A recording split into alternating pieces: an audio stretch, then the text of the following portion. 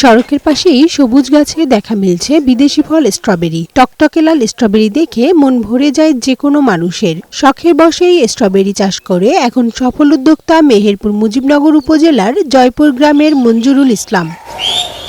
2021 সালে রাজশাহী বেড়াতে গিয়ে মেয়ের জন্য কিছু স্ট্রবেরি কিনে আনেন। খেতে সুস্বাদু হওয়ায় বাড়ির ছাদে শুরু করেন স্ট্রবেরির চাষ। ফলন ভালো হওয়ায় পরের বছর 10 কাঠা জমিতে স্ট্রবেরির চাষ করেন তিনি। এখন 3 বিঘা জমিতে সুস্বাদু এই ফলটি চাষ করছেন তিনি। জানুয়ারির প্রথম থেকে বা ডিসেম্বরের লাস্ট সপ্তাহ থেকে এটা হারভেস্টিং শুরু হয়। এইটা আপনার মার্চের শেষ সপ্তাহ পর্যন্ত বিক্রি করা যায় এবং প্রতিদিন হারভেস্ট হয়, প্রতিদিন ফল তুলতে হয়। মঞ্জুরুলের সফলতা দেখে অনেকেই আগ্রহী হচ্ছেন স্ট্রবেরি চাষে, যোগাযোগ করছেন তার সাথে।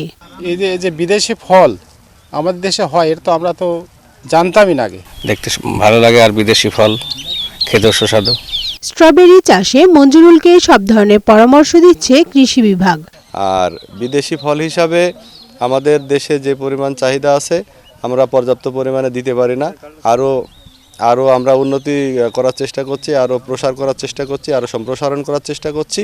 মঞ্জুরুলের উৎপাদিত স্ট্রবেরি প্রতি কেজি বিক্রি হচ্ছে 5 থেকে 600 টাকায়।